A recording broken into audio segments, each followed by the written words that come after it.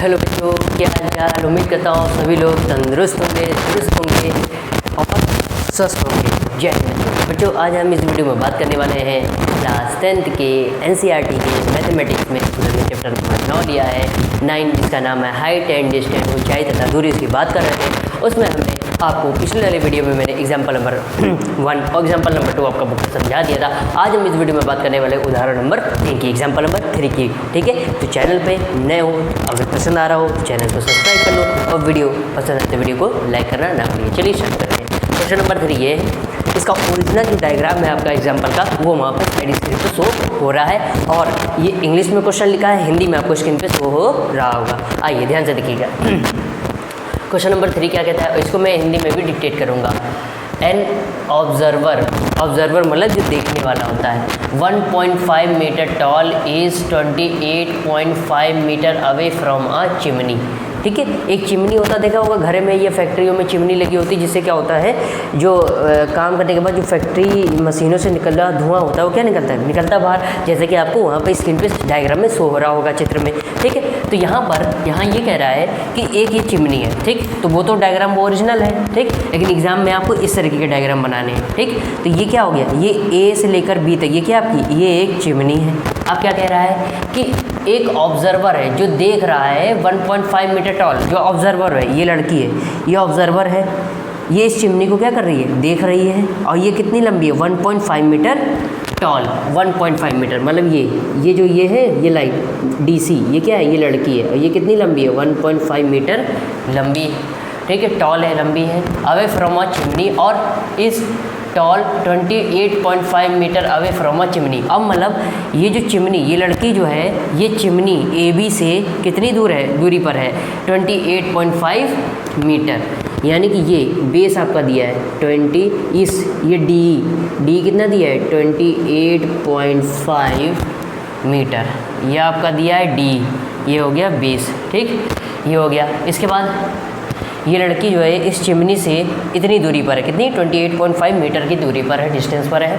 The angle of elevation of the top of the chimney from her eyes, इस लड़की की मतलब ये लड़की यहाँ तक है 1.5, ये लड़की अपनी आँखों से जब उस चिमनी के टॉप यानी शिखर को देखती है तो वहाँ पे एंगल ऑफ एलिवेशन बनता है, जो कि कितने डिग्री का है, 45 डिग्री, 45 अंश का यहाँ पर क्या, एंगल ऑफ एलिवेशन, अवनमन कोण बनता है। एंगल ऑफ एलिवेशन हो गया of the top of the chimney from the her eyes, अपने आँखों से जो देखती है तो ये इतने बनता है। तो ये 45 डिग्री है, ये एंगल ऑफ एलिवेशन, उन्नयन कोण बन रहा है। इसके बाद क्या कह रहा है, what is the height of the chimney. तो ये जो चिमनी है इस AB, ये AB चिमनी है, इसकी हाइट क्या होगी, इसकी ऊंचाई में पता करनी है। मतलब यहाँ A से लेकर B तक इसकी हाइट यहाँ पर पता करनी है। अब आइए ध्यान से देखिएगा। सबसे पहले क्वेश्चन जैसा भी दिया हो वहाँ पर आप क्या लिखेंगे, सबसे पहले गिवन मतलब ज्ञात है। क्या दिया है क्वेश्चन में, ध्यान से देखिएगा।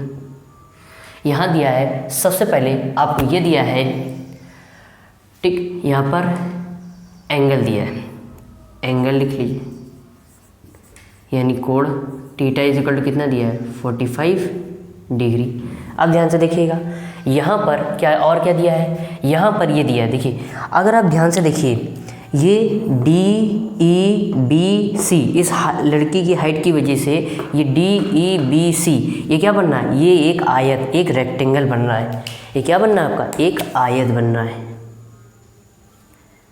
ठीक है, ये आपका एक आयत बनना है। ठीक, अब यहाँ पे ध्यान से देखिएगा, एक रेक्टेंगल बन रहा है। तो जब एक रेक्टेंगल बन रहा है यहाँ पर, ठीक है, तो अगर ये 1.5 रेक्टेंगल में आपको पता है आमने सामने की भुजाएं, आमने सामने की साइड्स क्या होती है, इक्वल होती हैं। तो अगर ये DC 1.5 मीटर है तो ये BE कितना होगा, 1.5 मीटर होगा।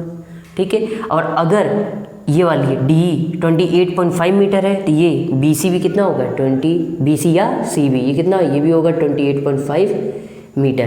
क्यों, क्योंकि क्या बनना है, रेक्टेंगल यानी आयत बन रहा है। ठीक है, अब यहाँ पे दिया क्या है, ध्यान से देखिएगा। आपको चिमनी, इस चिमनी AB की लेंथ यहाँ पे निकालनी है। तो अगर हम बात करें चिमनी AB की, AB चिमनी में ध्यान से देखिएगा, पहले डिस्टेंस इस पूरी AB को पता करना है। तो पहले डिस्टेंस तो ये है A से E तक, AE ए ई प्लस, ए से ई तक ए प्लस बी, ए प्लस बी। अब ध्यान से देखिएगा, इस चिमनी ए बी की लेंथ आपको पता करनी है, ठीक है। तो ध्यान से देखिएगा, ए आपको पता है क्या? नहीं, ए तो नहीं पता है। प्लस बी पता है, बी हमें पता है, बी कितना दिया है? बी देखिए 1.5 मीटर, बी दिया है 1.5 मीटर, ये यहाँ पर आपका दिया हुआ है। अब अगर ए पता हो जाए, ये ए की लेंथ, ए से ए की अगर यहाँ पे हमें लेंथ पता हो जाए, हाइट पता हो जाए, तो हमारा ए चिमनी की हाइट हमें पता चल जाएगी। अब यहाँ पे ध्यान से देखिएगा, ए की कैसे पता होगी? तो ए की हम लोग ट्रिग्नोमेट्रिक रेशियोज से निकालेंगे। अभी इसको बॉक्स में हम बंद कर देते हैं और इसको समीकरण 1 इक्वेशन नंबर 1 दे देते हैं, ठीक। तो आइए अब ए निकालते हैं। ए कैसे निकलेगा? ट्रिग्नोमेट्रिक रेशियो से। ध्यान से देखिए, यहाँ पर आपको एंगल दिया है, ठीक, ये बेस दिया है यानी आधार दिया है, आधार डी, ध्यान से देखिएगा, डी ई दिया है यानी जिसे हम बेस बोलते हैं। आधार कितना दिया है? 28.5 मीटर दिया हुआ है। अब यहाँ पर एंगल दिया है यानी थीटा कितना दिया है? 45 डिग्री दिया है। और पूछ क्या रहा है? ये ए आपका यहाँ पर क्या है? ए है आपका परपेंडिकुलर, तो ए क्या हो गया? परपेंडिकुलर। और पूछ क्या रहा है? ए मतलब परपेंडिकुलर, दिया क्या हुआ है? बेस, तो परपेंडिकुलर और बेस। अब इससे ये पता करिए कि कौन सा त्रिकोणमितीय अनुपात, कौन सा ट्रिग्नोमेट्रिक रेशियो हम लोग यहाँ पर लगाएंगे। तो यहाँ पे ध्यान से देखिए, परपेंडिकुलर और बेस यानी लंब और आधार किन दो ट्रिग्नोमेट्री, किस ट्रिग्नोमितीय अनुपात में आता है, किस ट्रिग्नोमेट्रिक रेशियो में आता है? तो दो ही ऐसे ट्रिग्नोमेट्रिक रेशियोज होते हैं जिसमें परपेंडिकुलर और बेस आता है, ठीक है। तो वो क्या होता है? टेन थीटा और कॉट थीटा। अब आपकी मर्जी है, आप चाहे तो टेन थीटा लगा दीजिए और आप चाहे तो कॉट थीटा लगा सकते हैं, ठीक। तो चलिए मैं टेन थीटा से सॉल्व करता हूँ। तो tan theta is equal to क्या होता है? परपेंडिकुलर अपॉन बेस, लंब बटे आधार। मैं हिंदी में डिक्टेट भी कर रहा हूँ तो आप इसको हिंदी में लिख लीजिएगा, हिंदी में मैं यहाँ नहीं लिख रहा हूँ, ठीक। तो ध्यान से देखिएगा, परपेंडिकुलर कितना है? परपेंडिकुलर का मतलब है ए अपॉन बेस का मतलब है डी। टेन थीटा की जगह कितना रखेंगे? 45 डिग्री। ए की वैल्यू निकालनी है, ए एज इट इज रखा रहने दीजिए। डी की वैल्यू आपको दी है 28.5 मीटर, ठीक है। अब यहाँ पर 1045 की वैल्यू क्या होती है? 1, तो ये हो गया ए अपॉन 28.5। इसके नीचे 1, अगर 1 से 1 को डिवाइड कर दीजिए तो 1 ही आएगा, इससे कोई फ़र्क पड़ेगा नहीं। तो क्रॉस मल्टीप्लिकेशन करा दीजिए, तो 28.5 का 1 में कराएंगे तो कितना हो जाएगा? ठीक है, ये हो जाएगा 28.5 और 1 का ए में कराएंगे तो ये हो गया ए। तो आपका ए की वैल्यू कितनी आ गई? 28.5 मीटर। या यूनिट लिख दीजिएगा, जगह नहीं बच रही इसलिए मैंने नहीं लिखा, ठीक। अब ध्यान से देखिए, ए की वैल्यू पता चल गई आपको, पता चल गई, ठीक। तो अब इस ए का मान, ए की वैल्यू क्या आई है? 28.5। इस ए की वैल्यू को हम इक्वेशन नंबर 1 समीकरण 1 में रख देंगे तो हम चिमनी की लेंथ पता चल जाएगी। इस चिमनी, पूरी चिमनी ए बी की पता चल जाएगी, यस। तो आइए आप क्या करेंगे, ध्यान से देखिएगा। सबसे पहले लिखेंगे putting the value of A in equation first, ठीक है।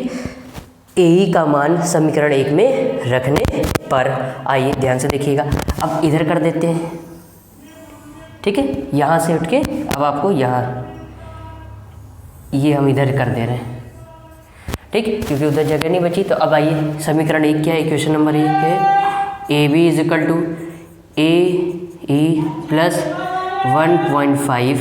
तो A B is equal to, A की वैल्यू क्या आई है? ए की आई है 28.5 प्लस 1.5, तो 28.5 और 1.5 ऐड करेंगे तो कितना हो जाएगा? 5 और 5 10, ठीक है, और ये 30, ठीक है, समथिंग यही आएगा आपका, ठीक, 30.0 मीटर। ये क्या होगी? Height of chimney. अब आंसर लिखेंगे, हेंस अतः हाइट ऑफ द, क्या पूछा था? Height of the chimney is 30 metre, ठीक है। अतः चिमनी की ऊंचाई 30 मीटर है। उम्मीद करता हूँ आपको कुछ एग्जाम्पल नंबर 3 अच्छे समझ में आ गया होगा। तो अपनी कॉपी में नोट्स बनाने के लिए स्क्रीनशॉट ले लीजिए। फिर नेक्स्ट एग्जाम्पल नंबर नेक्स्ट कुछ की बात करते हैं, ठीक। तो थोड़ा मैं साइड हट जा रहा हूँ, उम्मीद करता हूँ समझ में तो आ ही गया होगा, ठीक। तो स्क्रीनशॉट ले लीजिए नोट्स बनाने के लिए। सो प्यारे बच्चों, उम्मीद करता हूँ आपको कुछ एग्जाम्पल नंबर 3 अच्छे समझ में आ गया होगा। अब नेक्स्ट एग्जाम्पल नंबर 4 की यहाँ पर बात करते हैं। आइए इसको पढ़ते हैं। देखिए हिंदी में आपको स्क्रीन पे शो हो रहा होगा, ठीक है। और इसका जो ओरिजिनल डायग्राम जो आपको बुक में बना हुआ वो वहाँ पर स्क्रीन पे शो हो रहा है, ठीक है। आइए पहले इसको पढ़ते हैं और हिंदी में देखते क्या लिखा है। From a point P on the ground, the angle of elevation of the top of a 10 meter tall building is 30 degree. ध्यान से देखिएगा, एक भूमि पर कोई बिंदु है P, ये पॉइंट P है, और एक भवन है, भवन AB, ये AB, ठीक है। जैसे आपके बुक में जो डायग्राम बना है, जो चित्र बना है, उसके अकॉर्डिंग हम देख सकते हैं एक बिल्डिंग बनी हुई है। अगर हम यहाँ बिल्डिंग बना देते हैं, लेकिन आप यहाँ एग्ज़ाम में ये सब मत करिएगा कि बिल्डिंग बनाने बैठ जाइए, ठीक। नॉर्मली जैसे ये डायग्राम बना ऐसा ही बनाना है, बस यहाँ पे आपको समझने के लिए हम यहाँ पे बिल्डिंग एक आपको बना दे रहे हैं। एग्ज़ाम में आपको ये सब नहीं करना है, ध्यान रखिएगा। एग्ज़ाम में आपको बिल्डिंग नहीं बनानी है, आपको सिविल इंजीनियर नहीं बनना है, ठीक। ये एक बिल्डिंग है, यानी एक भवन है। तो इस जो भूमि पर, जो धरती पर पॉइंट, लैंड पर पॉइंट P है, यहाँ से इस बिल्डिंग के टॉप शिखर को देखने पर क्या एंगल बनता है? Angle of elevation Indian code कितना है? 30 डिग्री बनता है, ठीक। ये पहले यहाँ तक कह रहा है, यहाँ तक हो गया। अब आगे स्टेटमेंट क्या कहता है? A flag is hosted at the top of the building. एक झंडा है जो कि बिल्डिंग के सबसे ऊपर शिखर पर लहराया गया है। And the angle of elevation of the top of the flag staff from P is 45 degree. अब इसी ही भूमि के इसी पॉइंट P से उस झंडे को देखने पर एंगल ऑफ एलिवेशन क्या बनता है? 45 डिग्री। यानी ये पूरा कितना होता है? 45 अंश।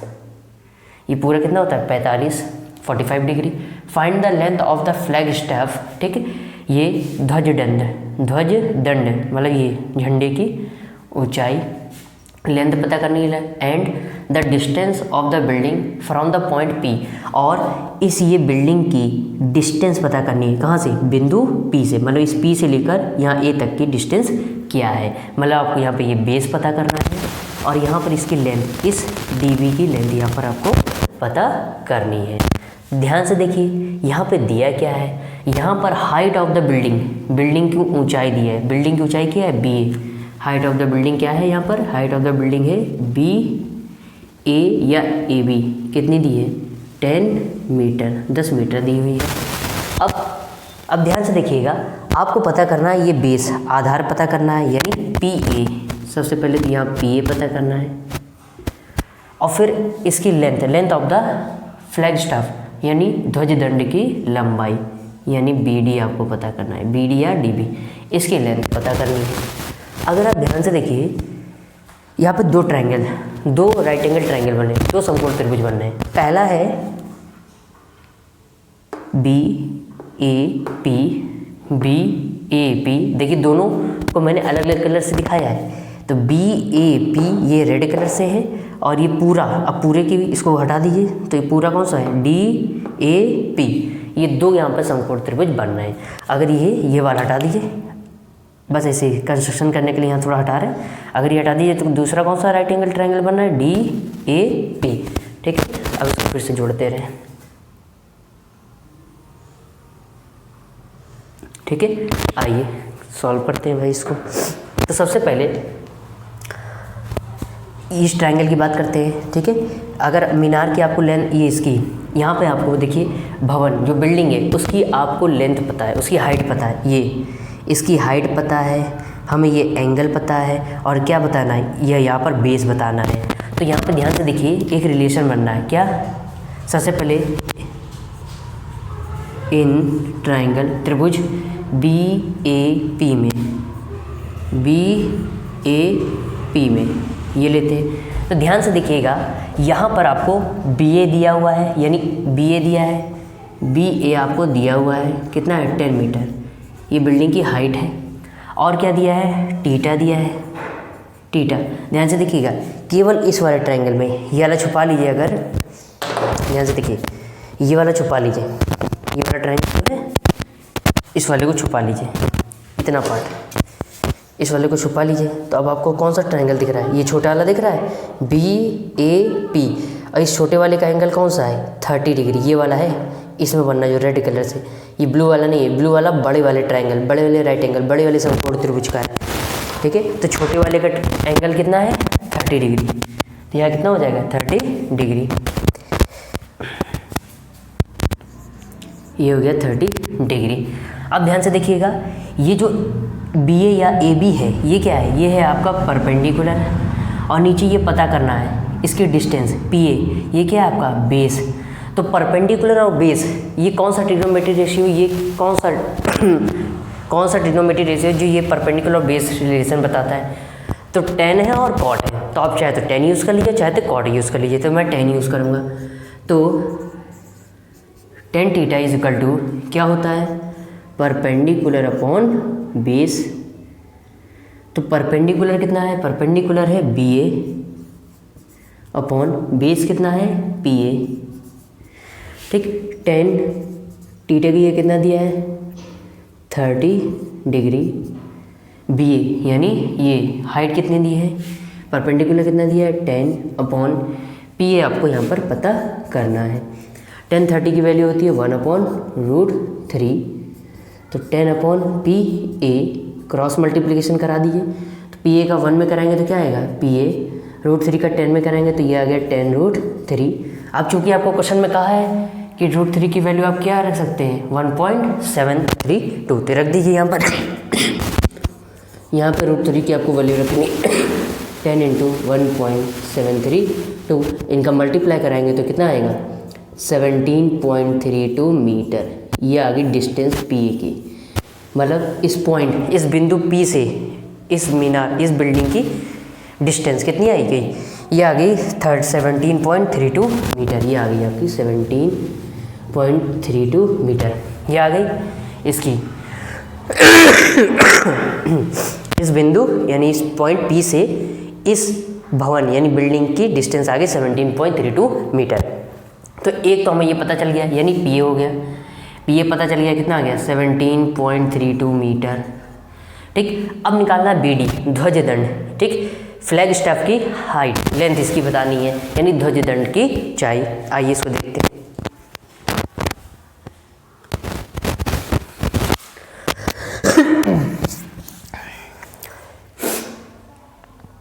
ठीक, तो अब हमें पता करना है BD की हाइट, ठीक है, इसकी लेंथ पता करनी है, यानी फ्लैग स्टेप की हाइट, लेंथ पता करनी है, ध्वज दंड की ऊंचाई, ठीक। तो BD ध्यान से देखिएगा, तो अगर आप ध्यान से देखिए BD निकालना है, अब ये वाला ट्रायंगल ले लीजिए, आप क्या ले लीजिए ये वाला, BD किस ट्रायंगल, ये BD किस ट्रायंगल में आ रहा है, तो ये बड़े वाले ट्रायंगल में आ रहा है। बड़े वाले कौन से में, इस पूरे वाले में, ध्यान से देखिएगा, जो ब्लैक वाला बना है अलग से बना दे रहा हूँ मैं, DA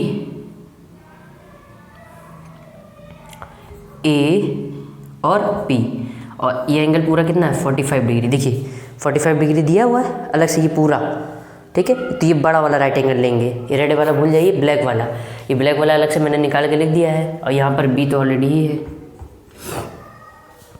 ठीक है। तो अब क्या करेंगे, ध्यान से देखिएगा, तो हमें यहाँ से आइए ध्यान से देखिए, सबसे पहले आप बड़ा वाला राइट एंगल ट्रायंगल ले लीजिए, बड़ा वाला समकोण त्रिभुज ले लीजिए, आपको इसकी हाइट पता करनी है, देखिए इसकी पता करनी है, DB यहाँ पर पता करना है। आइए ध्यान से देखिए, अब करेंगे क्या, तो हम इसके बाद यहाँ पर करते हैं, ठीक है, यहाँ जाके नहीं बची तो इधर कर देते हैं, इन ट्रायंगल, अब त्रिभुज कौन सा ले रहे हैं DAP पूरा, अब बड़ा वाला DAP, यहाँ पर ये ले लेंगे। अब यहाँ पर, ठीक है, यहाँ पर ध्यान से देखिए, आपको ये DB तो पता नहीं है, DB के लेंथ, तो हम क्या करेंगे, ये दो ध्वज दंड है, फ्लैग स्टेप है, इसकी हाइट को मान लीजिए, ठीक है। तो इसको यहाँ पर लेट कर लेंगे, late the height of flag step, ध्वज दंड की लेंथ कितनी, ऊंचाई कितनी है, x मीटर मान ली हमने। ठीक है, ये कितनी होगी, x मीटर, ये वाली हमने मान ली, ये यहाँ से इस फ्लैग की हाइट मान ली है x मीटर, ये dv बराबर db हमने मान लिया है x मीटर। अब ध्यान से देखिएगा, हमने ट्रायंगल कौन सा लिया है, ये पूरा ले लिया है DAP। तो सबसे पहले ये कितना था, यहाँ से यहाँ तक x था, और यहाँ पे BA, इस BA की हाइट कितनी थी, 10।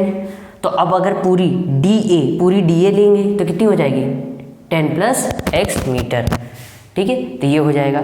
अब यहाँ पे ध्यान से देखिएगा, तो ये पूरा आपको यहाँ पे दिया हुआ है इस DA, तो इस राइट एंगल DAP में ये आपका पूरा, ये DA क्या हो गया, ये हो गया आपका परपेंडिकुलर। ठीक है, तो परपेंडिकुलर हो गया आपका x प्लस 10 मीटर। अब इसके बाद ध्यान से देखिएगा, परपेंडिकुलर हो गया और आपको क्या दिया है, बेस दिया ही है। ठीक, बेस हमने निकाल चुके हैं। ठीक है, बेस कितना निकल के आया है, बेस यानी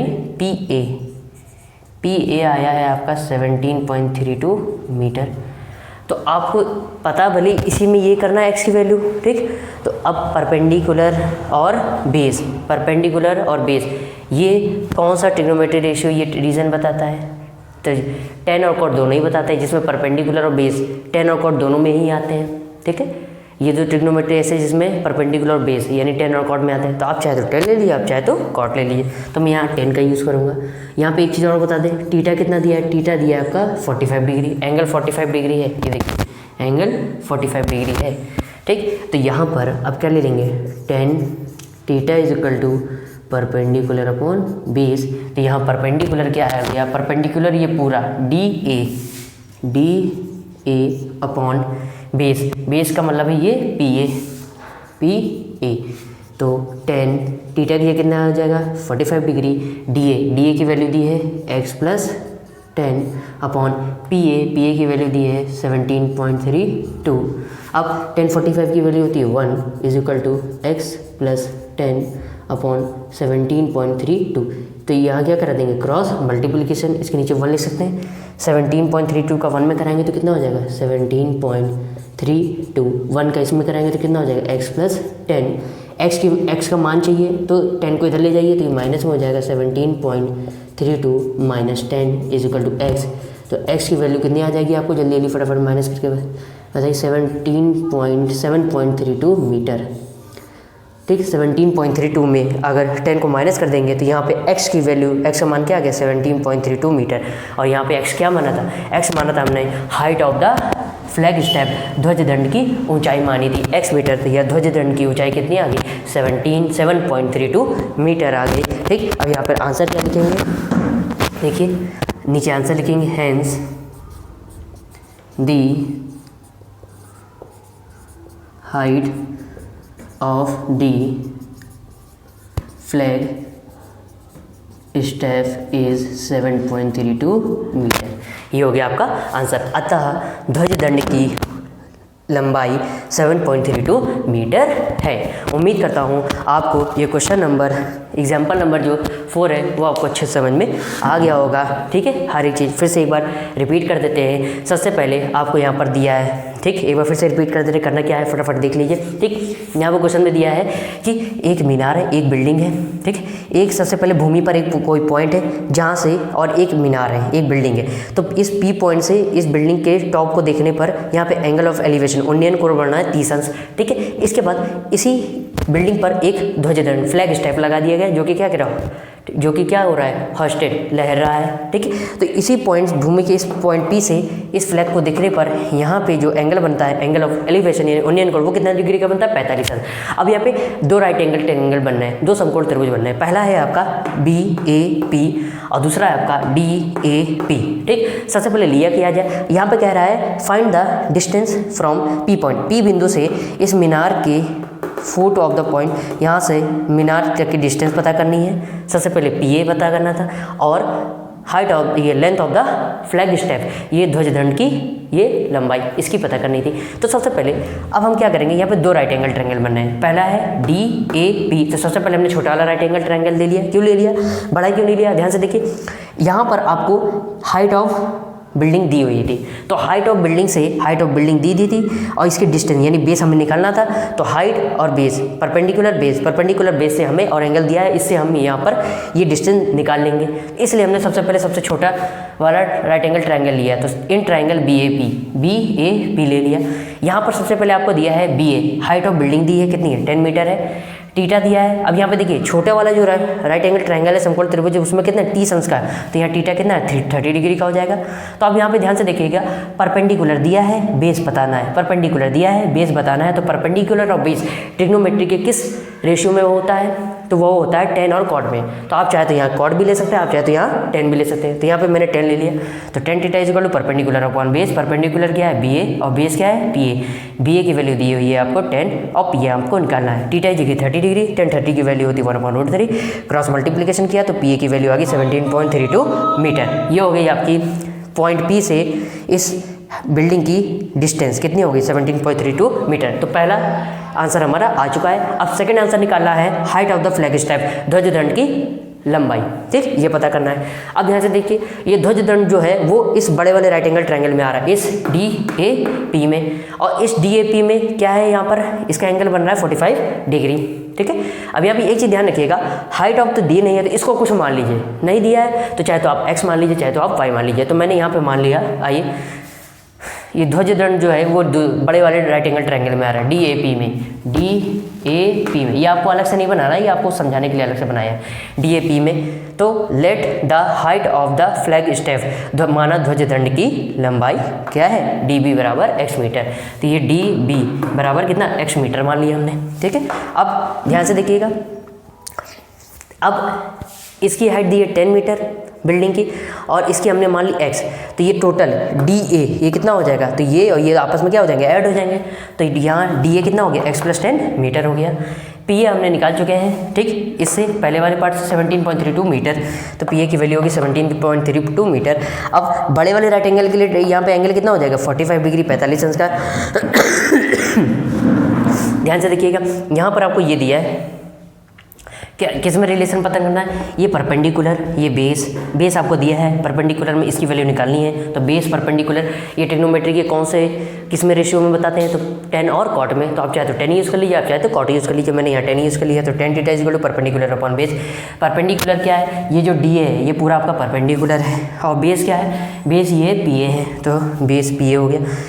परपेंडिकुलर आपको दिया है DA की वैल्यू दी है x + 10 और PA 17.32 मीटर। 10 थीटा की कितना 45 डिग्री, 10 45 की वैल्यू होती है 1, ठीक, x + 10 अपॉन 17.32, यहाँ क्रॉस मल्टीप्लाई, इसके नीचे 1 लिख सकते हैं, 1 से इसको डिवाइड करें तो कोई इफेक्ट पड़ेगा नहीं, तो इसके नीचे 1 लिख लिया हमने, क्रॉस मल्टीप्लिकेशन करा दी है 17.32 का 1 में, तो ये आएगा, 1 का इसमें कराएंगे तो ये आएगा। x की वैल्यू चाहिए तो 10 यहाँ प्लस में इधर शिफ्ट कर दीजिए तो माइनस में हो जाएगा, और इस 17.32 में 10 को माइनस कर दिया तो 7.32 मीटर आ गया, ये आ गई। Hence the height of the flag step is 7.32 metre. तो ध्वज दंड की जो लंबाई है वो क्या आ गई 7.32 मीटर। ये आ गया आपका सेकंड पार्ट का आंसर। उम्मीद करता हूँ ठीक इसी तरीके से रिप्रेजेंट करके आपको यहाँ पर एग्जाम में करना है, ठीक। तो यहाँ जगह नहीं थी इसलिए मैंने इधर कर दिया है, ठीक। तो आएगा तो 4 मार्क्स से कम आपको नहीं देगा, ठीक है। तो उम्मीद करता हूँ ये क्वेश्चन एग्जाम्पल नंबर 4 अच्छे समझ में आ गया होगा, ठीक है। अपनी कॉपी में नोट करने के लिए स्क्रीनशॉट ले लीजिए, फिर नेक्स्ट एग्जाम्पल नंबर 5 की बात करते हैं। सो प्यारे बच्चों, उम्मीद करता हूँ आपको एग्जाम्पल नंबर 4 अच्छे समझ में आ गया होगा। अब बात करते हैं नेक्स्ट एग्जाम्पल नंबर 5 की। आइए, इंग्लिश में यहाँ लिखा हुआ है, हिंदी में आपको बगल में स्क्रीन पर शो हो रहा होगा, ठीक है। और इसका डायग्राम यही ओरिजिनल इसका डायग्राम है, ठीक है। इसके अलावा इसका कोई चित्र नहीं है। आइए देखते हैं एग्जाम्पल नंबर 5 क्या कहता है। The shadow of the tower, ठीक, एक मीनार है AB, यहाँ पर AB क्या है, मीनार है, ठीक है। तो मीनार है, इस पर सूरज की लाइट पड़ती है तो इसकी छाया बनेगी, ठीक। तो वही कह रहा है the shadow of the tower standing on a level ground, ठीक है। एक मीनार है जिस पर रोशनी पड़ती है तो उसकी छाया ज़मीन पर पड़ती है, धरती पर, ठीक है। Level ground is found to be 40 metre longer when the sun altitude is 30 degree then when it is 60 degree find the height of the tower. अब ध्यान से देखिएगा, समझिए।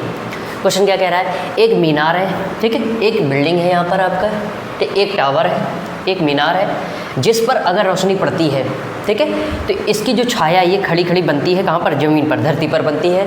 और फिर अगर इसकी, ठीक है, क्या कह रहा है, found to be 40 metre longer when the sun's, ठीक, अब इसकी छाया, ये जो डिस्टेंस है 40 मीटर और अधिक बढ़ जाती है, तब इसकी छाया और बढ़ जाती है, इसकी छाया और बढ़ जाती है कितनी, 40 मीटर और बढ़ जाती है, तब इसका उन्नयन कोण, एंगल ऑफ एलिवेशन घट जाता है, कितना, 30 डिग्री हो जाता है। पहले कितना था, 60, जब इधर छाया बन रही थी, अब 40 मीटर और बढ़ गई छाया, तो इसका उन्नयन कोण यानी एंगल ऑफ एलिवेशन कितना बना, 30 डिग्री का।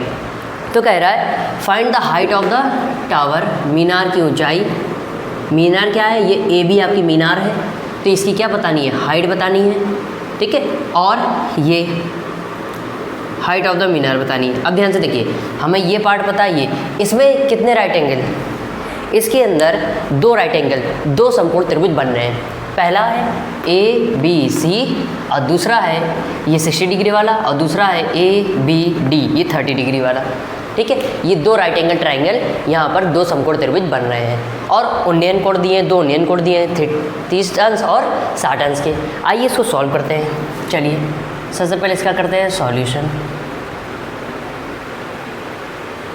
आइए भाई ध्यान से देखिएगा, सबसे पहले यहाँ पर इसकी हाइट बतानी है, तो अगर हाइट को हम स्मॉल h मान लें और ये BC की डिस्टेंस को क्या मान लें, x, ठीक है, तो कोई दिक्कत ही यहाँ पर हो जाएगी।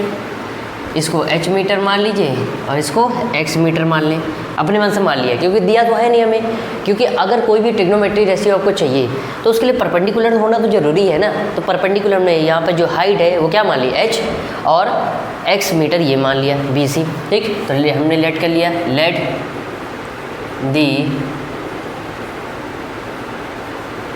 Height of the tower is equal to h metre. हमने मीनार माना, मीनार की ऊंचाई बराबर h मीटर। इसको हिंदी मीडियम वाले जो बच्चे देख रहे हैं वो इसको हिंदी में लिख लीजिएगा, मैं डिक्टेट कर दे रहा हूँ, ठीक। अब यहाँ पर BC हमने मान लिया, BC बराबर एंड, और BC बराबर क्या मान लिया, x मीटर, ठीक। अब इसमें 2 समकोण त्रिभुज बनने हैं, ठीक है, एक तो ABC है और दूसरा है ABD है, ठीक है। तो यहाँ पे एक चीज़ और देख लीजिए, अगर ये x मीटर माला है, ठीक, तो कह रहा है कि इसकी छाया बढ़ के 40 मीटर और बढ़ जाती है, जुड़ जाती है, तो यहाँ पर DB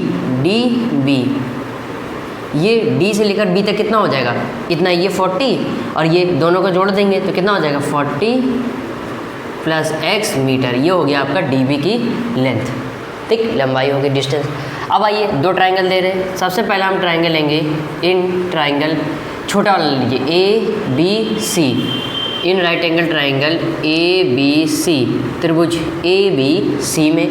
अब यहाँ पे ध्यान से देखिएगा, हाइट हमें मानी है और इसकी लेंथ, बेस भी पता है, हाइट पता है, हाइट मतलब जिसे हम बोलते हैं परपेंडिकुलर, और ये क्या है, बेस। तो परपेंडिकुलर लंब और आधार, परपेंडिकुलर और बेस किस ट्रिग्नोमेट्रिक रेशियो में बताते हैं, तो जल्दी बताइए। tan और cot में, तो चाहे तो आप tan यूज़ कर लीजिए, चाहे तो cot यूज़ कर लीजिए, तो मैं यहाँ पर tan यूज़ करने वाला हूँ। तो tan theta is equal to क्या होता है, परपेंडिकुलर अपॉन बेस, फिर इम्प्लाइज दैट परपेंडिकुलर क्या है, ये AB यहाँ पर आपका परपेंडिकुलर नहीं यानी लंब है, बेस क्या है BC, ये क्या है आपका आधार है। तो अब यहाँ पे वैल्यू रख दीजिए। आइए tan थीटा, यहाँ पे देखिए थीटा कितना है, यहाँ थीटा है 60 डिग्री, यहाँ ध्यान रखिएगा थीटा कितना दिया आपका 60 डिग्री।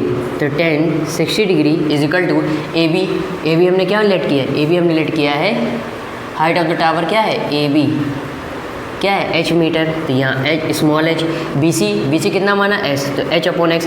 tan 60 की वैल्यू क्या होती है, tan 60 की वैल्यू होती है √3, तो h अपॉन x, ठीक है। यहाँ से अगर h की वैल्यू निकालना चाहे तो क्या हो जाएगी, क्रॉस इसके नीचे 1 मान सकते हैं, तो क्रॉस मल्टीप्लिकेशन, इसका इसमें कराएंगे, इस 1 का h में कराएंगे क्या आएगा h, इसका इसमें कराएंगे तो क्या होगा x √3, इसको बॉक्स में बंद कर दीजिए ना, भग जाएगा भाई, और इसको इक्वेशन नंबर समीकरण 1 दे दीजिए। अब यहाँ से तो ये हाइट होगी। अब आइए नेक्स्ट दूसरा ट्राइंगल लेते हैं, इन ट्राइंगल दूसरा कौन सा है, ABD, ये बड़ा वाला है, इसको अगर गायब कर दीजिए आप, इसको भूल जाइए, इसको अगर भूल जाइए तो अब कौन सा बचा, अब बचा आपका ABD, ठीक। तो भूलना नहीं है इसको, बस ऐसे बता रहे थे आप, ठीक। तो ये हो गया। आइए ध्यान से देखिएगा। तो सबसे अब आपको लेना है ABD, ये वाला बड़ा वाला ABD, ये ब्लू वाला जो हम चला रहे हैं ये। अब आपको बड़ा वाला ABD लेना है। तो ध्यान से देखिएगा, इन ट्राइंगल ABD में तो यहाँ अब थीटा कितना होगा, यहाँ थीटा होगा 30 अंश, क्योंकि यहाँ एंगल ऑफ एलिवेशन कितना है 30 डिग्री। अब यहाँ पे ध्यान से देखिएगा, यहाँ आपको परपेंडिकुलर यानी आधार और ये पूरा क्या है बेस। तो परपेंडिकुलर और बेस, लंब और आधार किस ट्रिग्नोमेट्री रेशियोज में आते हैं, ट्रिग्नोमेट्री में, तो वो होता है टेन और कॉट में। तो आप कुछ भी यूज़ कर सकते हैं, मैं टेन ही यूज़ करूँगा, आपकी मर्जी तो आप कॉट यूज़ कर सकते हैं। तो tan theta is equal to क्या होता है, परपेंडिकुलर अपॉन बेस होता है। अब यहाँ परपेंडिकुलर क्या है AB अपॉन बेस क्या है DB, ठीक। तो टेन थीटा कितना बोल रहा है 30 डिग्री लेने के लिए, तो AB की वैल्यू है स्मॉल h और DB हमने निकाला है, DB कितना है 40 प्लस x। आइए आगे देखिए, टेन 30 की वैल्यू होती है 1/√3 is equal to h upon 40 plus x। Cross multiplication करा दीजिए, इसका इधर कराएंगे और इसका इधर कराएंगे। तो इसका इधर कराएंगे तो ये हो जाएगा 40 प्लस x और इसका इधर कराएंगे तो h√3, ये आ गया। अब यहाँ पे एक चीज़ ध्यान से देखिएगा, यहाँ पर h की वैल्यू हमने दी है, h की वैल्यू हमें दी है, तो बाय इक्वेशन फर्स्ट समीकरण 1 से h का मान यहाँ रख दीजिए, तो ये हो जाएगा 40 प्लस x, h की वैल्यू कितनी दी है x√3, h की जगह रख दिया और √3। इसको सॉल्व करेंगे तो कितना हो जाएगा 40 प्लस x, x √3 का √3 से होगा तो कितना हो जाएगा 3x। इस x को उधर ले जाइए, ठीक है। आइए थोड़ा इधर कर लेते हैं।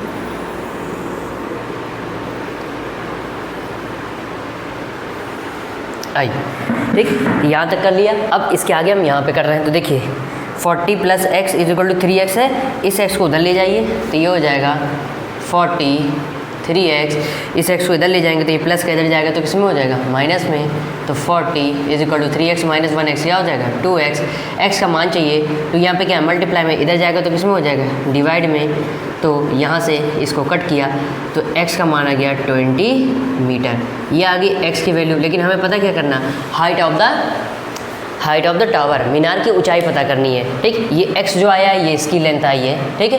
इस BC की लेंथ कितनी आई है 20 मीटर। अब क्या करेंगे ध्यान से देखिएगा, अब कुछ नहीं, ये x आया है, इसकी वैल्यू यहाँ रख दीजिए। तो putting the value of x in equation number first, समीकरण 1 में, ठीक है। x का मान रखने पर इक्वेशन क्या है, h is equal to x√3, then h is equal to x का मान क्या है 20, तो ये रख दीजिए 20√3 मीटर। ये आ गई आपकी हाइट ऑफ द टावर। अब आंसर किस तरह से लिखना है आपको, यहाँ लिख देंगे hence the height of the tower is 20√3 metre, अतः मीनार की ऊंचाई 20√3 मीटर है। उम्मीद करता हूँ आपको एग्जाम्पल नंबर 5 अच्छे समझ में आ गया होगा। तो अपनी कॉपी में नोट करने के लिए नोट्स बनाने के लिए स्क्रीनशॉट ले लीजिए। फिर नेक्स्ट एग्जाम्पल नंबर 6 की बात करते हैं। मैं थोड़ा साइड हट जाता हूँ, अब स्क्रीनशॉट ले लीजिए। सो प्यारे बच्चों, उम्मीद करता हूँ आपको एग्जाम्पल नंबर 5 अच्छे समझ में आ गया होगा। अब हम बात करते हैं एग्जाम्पल नंबर 6 की। आइए ये क्या कहता है, देखिए सॉल्यूशन मैंने पहले से करके रखा है, काफ़ी बड़ा था तो इसमें समय ज़्यादा लगता है, और एग्जाम्पल ऑलरेडी आपकी बुक में सॉल्व है, तो बस मुझे समझाना है। आइए देखिए ध्यान से, इंग्लिश में ये है और हिंदी में वहाँ स्क्रीन पे आपको शो हो रहा होगा, ठीक है। आइए डायग्राम यही है सेम, ठीक है। तो डायग्राम को तो शो करने की जरूरत नहीं। देखिए क्या कहता है, द एंगल्स ऑफ डिप्रेशन, मतलब अवनमन कोण दिए हैं, of the top and the bottom of an 8 metre tall building from the top of the multi storeyed building are 30 degree and 45 degree. अब ध्यान से देखिएगा, एक मल्टी स्टोर्ड बिल्डिंग मतलब बहुमंजिला इमारत है, ठीक है, एक ये बिल्डिंग है, इसके टॉप से दिखने पर, ठीक है, अगर एक ये जो 8 मीटर है, ये DC, यहाँ DC लेंथ दी है 8 मीटर, एक ये बिल्डिंग है, एक तो ये बड़ी वाली बिल्डिंग है और एक ये छोटी बिल्डिंग है, ठीक, जो कि 8 मीटर की है, ठीक। तो ये बड़ी वाली बिल्डिंग के ऊपर टॉप शिखर से देखने पर अगर हम इस छोटी वाली बिल्डिंग के टॉप को देखते हैं, शिखर को देखते हैं, तब एंगल आपका बनता है कितना, 30 डिग्री। कितना बनता है, 30 अंश का। और जब हम इसी बिल्डिंग से इस बिल्डिंग के जो 8 मीटर है इसके नीचे तल के ग्राउंड फ्लोर को, सबसे निचले हिस्से को देखते हैं, तो एंगल बनता है, एंगल ऑफ डिप्रेशन बनता है 45 डिग्री। तब अवनमन कोण 45 अंश बनता है। तो यहाँ 2 अवनमन कोण बन रहे हैं, एक 30 अंश, एक 45, एक 30 डिग्री एंड 45 डिग्री, ठीक है। अब यहाँ आगे क्या कह रहा है, उम्मीद करता हूँ इतना समझ में आ गया होगा। Respectively find the height of the multi storeyed building, ठीक है। तो बहुमंजिला इमारत की हाइट बतानी है, ठीक है। मल्टी स्टोर्ड बिल्डिंग यानी इस P और C, ये पूरी इमारत है, पूरी बड़ी बिल्डिंग है, इसकी हाइट बतानी है, PC की हाइट बतानी है। और क्या कह रहा है, and the distance between the 2 buildings, और ये बड़ी वाली बिल्डिंग और ये छोटी वाली बिल्डिंग के बीच की डिस्टेंस मतलब AC आपको बताना है। तो यहाँ पे आपको क्या क्या बताना है, एक तो यहाँ पे आपको हाइट ऑफ द बिल्डिंग मतलब PC बताना है, कॉमा, और क्या बताना है, AC डिस्टेंस बिटवीन 2 बिल्डिंग, 2 इमारतों के बीच की दूरी बतानी है। तो आइए सबसे पहले यहाँ करते क्या है, ध्यान से देखिएगा।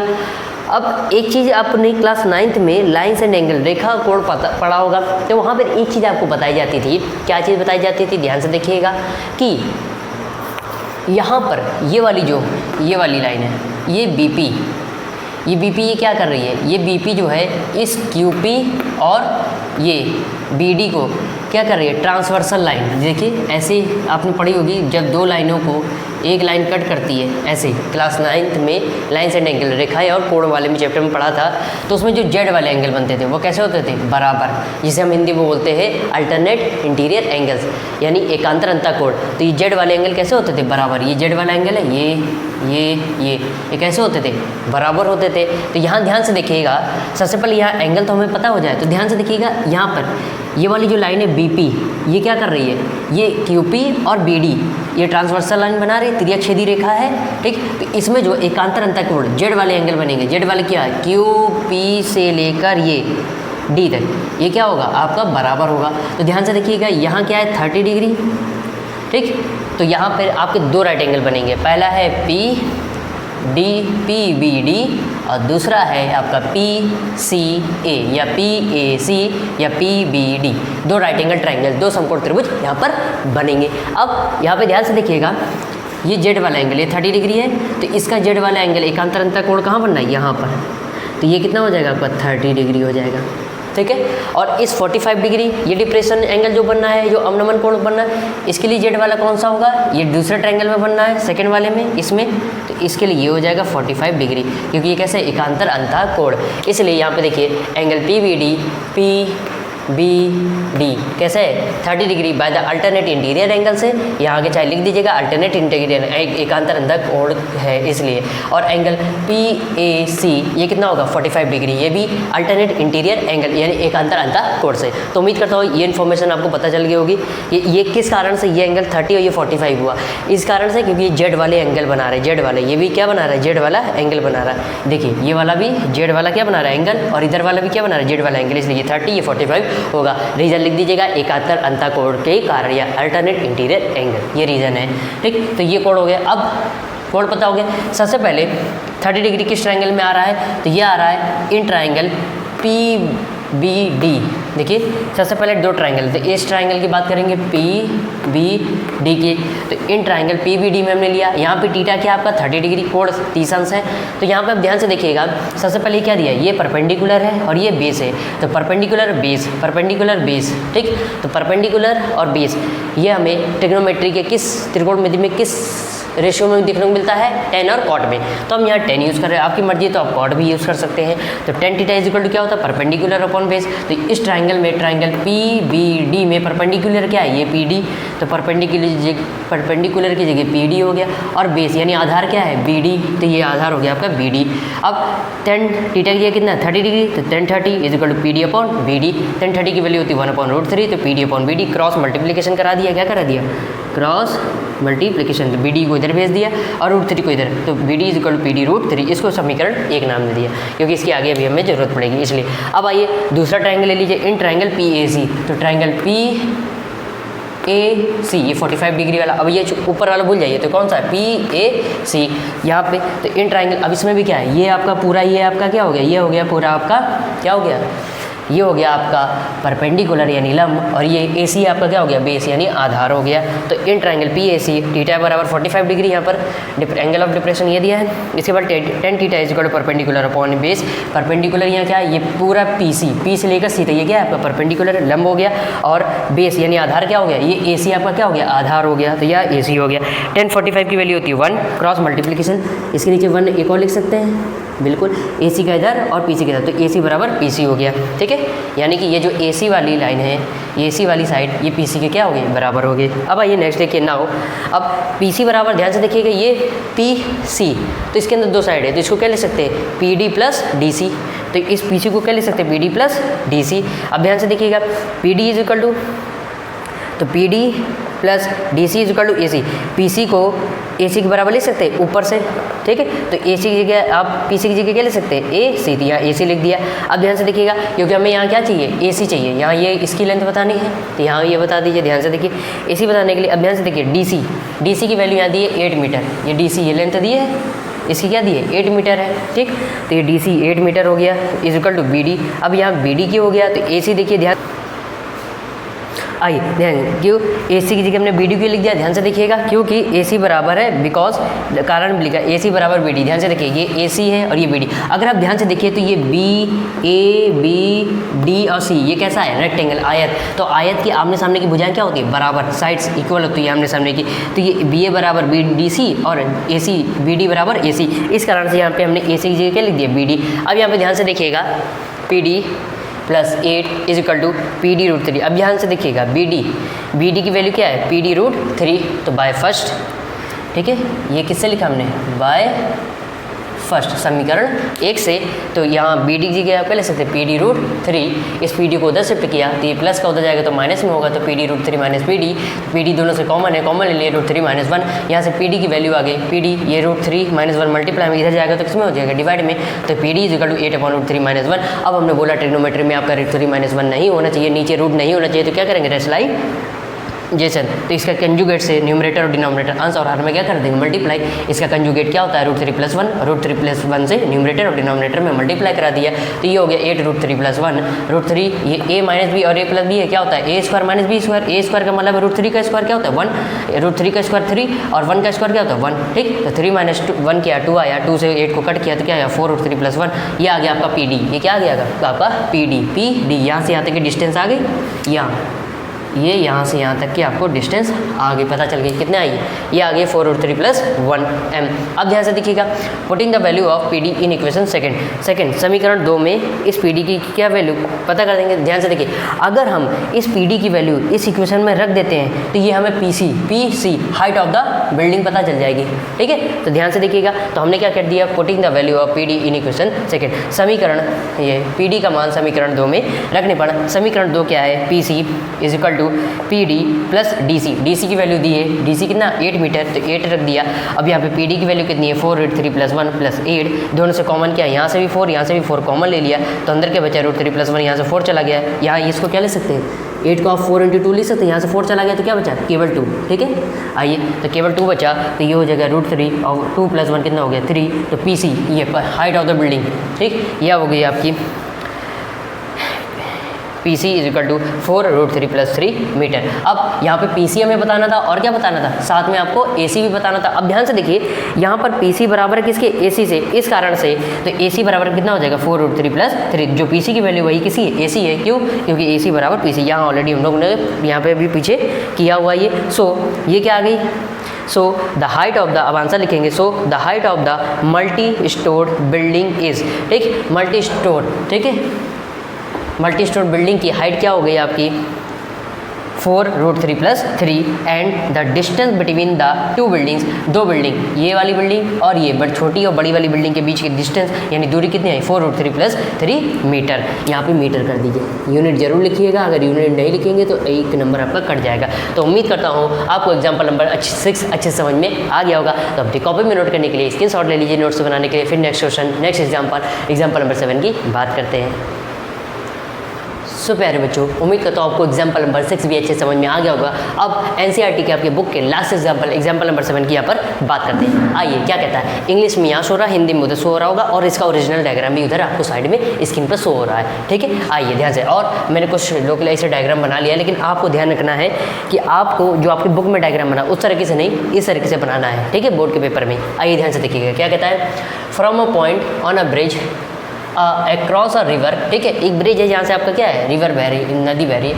The angle of depression of the banks of the opposite sides of the river are, अब यहाँ से एंगल ऑफ डिप्रेशन अवनमन कोण बन रहे हैं, ठीक है, इनके किनारों पर कौन से, एक 30 अंश का और एक इसके 45 अंश का, यहाँ पे इसके किनारों पर, ठीक, respectively if the bridge is at the height of the 3 metre. अब यहाँ पे अगर किनारों से, ये किनारे हैं, ये क्या है किनारे से अगर ब्रिज की जो हाइट है वो क्या है 3 मीटर की है, 3 मीटर लंबा ब्रिज है, फ्रॉम द बैंक्स, ठीक है, नदी से, find the width of the river, तो यहाँ पर हमें रिवर, इस नदी की चौड़ाई पता करनी है। मतलब ये AB किनारे ए से लेकर किनारे बी तक, मतलब ये AB की आपको यहाँ पर क्या पता करनी, चौड़ाई यहाँ पर पता करनी है। तो ध्यान से देखिएगा, अगर आपको इसमें दो राइट एंगल ट्रायंगल मिल रहे हैं, एक तो मिल रहा है आपको PAD और दूसरा मिल रहा है PBD, ठीक। तो सबसे पहले अगर ये AD और DB की वैल्यू आपको पता चल जाए तो इस पूरे AB की वैल्यू पता चल जाएगी, यस। तो आइए ध्यान से देखिएगा, एक चीज़ और बता रहे, देखिए यहाँ से Z वाला एंगल बनना, यहाँ से यहाँ तक, तो ये 30 डिग्री है, तो ये भी कितना हो जाएगा, ये कितना हो जाएगा 30 अंश हो जाएगा by the alternate interior angle, एक अंतरंता कोण से। अब यहाँ पे देखिए ये Z वाला एंगल बनना है ये, तो अगर ये 45 है तो ये कितना हो जाएगा 45, ये एंगल पता हो गया। तो सबसे पहले हमने क्या लिया, DP लिखा, DP वैल्यू क्या है, इसकी लंबाई क्या है ब्रिज की 3 मीटर है, और AB मतलब इसकी चौड़ाई बतानी, विड्थ ऑफ द रिवर, तो AB बताना है। AB के अंदर क्या आता है AD + DB, तो AB को ये लिख सकते हैं AD + DB, इसको हमने समीकरण 1 नाम दे दिया। अब सबसे पहले पहला राइट एंगल ट्रायंगल लेंगे, इन ट्रायंगल APD या PAD, कुछ भी आप नाम दे सकते हैं, कोई भी ट्रायंगल का नाम देना है तो दे दिया है APD, यहाँ पे ले लिया। यहाँ पे आपका थीटा कितना है 30 डिग्री। अब ध्यान से देखिए, ये क्या हो गया, ये हो गया आपका परपेंडिकुलर यानी लंब, और ये क्या हो गया बेस यानी आधार। तो परपेंडिकुलर और बेस, ये रिलेशन ट्रिग्नोमेट्री का कौन सा रेशियो बताता है, tan और cot, तो हमने यहाँ पर 10 ले लिया। तो tan theta equal to perpendicular upon base, perpendicular क्या है, ये PD आपका परपेंडिकुलर है, और बेस क्या है, ये AD आपका बेस हो गया यानी आधार हो गया। तो tan थीटा की जगह 30 डिग्री, और PD की वैल्यू आपको दी है कितनी, PD या DP कुछ भी कह लीजिए 3/AD, tan 30 की वैल्यू होती है 1/√3। यहाँ पे करा दिया हमने क्रॉस मल्टीप्लिकेशन, AD का इधर करा दिया, √3 का इधर हो गया, तो AD बराबर 3√3 मीटर। तो ये AD यहाँ से A से लेकर D तक की आपकी लेंथ आ गई, कितनी आ गई 3√3 मीटर। DB किसी तरह पता चल जाए तो DB देखिए इस वाले ट्रायंगल में आ रहा है PBD में, तो आप दूसरा ट्रायंगल लेंगे इन ट्रायंगल त्रिभुज PBD में, PB और D में। तो ध्यान से देखिए यहाँ थीटा क्या हो जाएगा, यहाँ पर थीटा, यहाँ कोण बनना है 45 डिग्री, तो tan थीटा इक्वल टू क्या होता है। अब यहाँ पे ध्यान से देखिएगा, ये क्या हो गया परपेंडिकुलर, ये क्या हो गया बेस, तो लंब और आधार कौन सा रिलेशन देता है, tan और cot। तो यहाँ हमने tan यूज़ किया, आप चाहे तो cot भी यूज़ कर सकते हैं, आंसर दोनों से ही सेम आएगा। तो tan theta equal to PD/DB हो गया 1 tan 45, थीटा की 45 रखेंगे और tan 45 की वैल्यू क्या होती है 1, एक स्टेप मैंने थोड़ा गायब कर दिया, इक्वल टू PD की वैल्यू दी है 3/DB, क्रॉस मल्टीप्लिकेशन, इसके नीचे आप 1 लिख सकते हैं। अगर यहाँ क्रॉस मल्टीप्लिकेशन DB का इधर कराएंगे और 1 का इधर कराएंगे तो DB इक्वल टू 3 मीटर आ गया। तो यहाँ आपका DB की भी वैल्यू आ गई, कितनी आ गई 3 मीटर, 3 मीटर, 3 मीटर आ गए। अब ध्यान से देखिएगा, put in the value of AD and DB, AD और DB की वैल्यू समीकरण 1 में रख देंगे। तो समीकरण 1 क्या है, AB बराबर AD plus DB, AB is equal to AD कितना आया 3√3 और DB कितना आया 3, इनको ऐड किया, 3 दोनों से कॉमन ले लिया, तो 3 कॉमन ले लिया तो अंदर बचा √3 + 1 मीटर। ये आ गया आपका विड्थ ऑफ द रिवर, ये नदी की चौड़ाई आ गई। So the width of the river is 3 bracket में √3 + 1 मीटर। उम्मीद करता हूँ एग्जाम्पल में जो लास्ट उदाहरण वो भी आपको अच्छे समझ में आ गया होगा। तो अपनी कॉपी में नोट्स बनाने के लिए स्क्रीनशॉट ले लीजिए, फिर आगे बात करते हैं।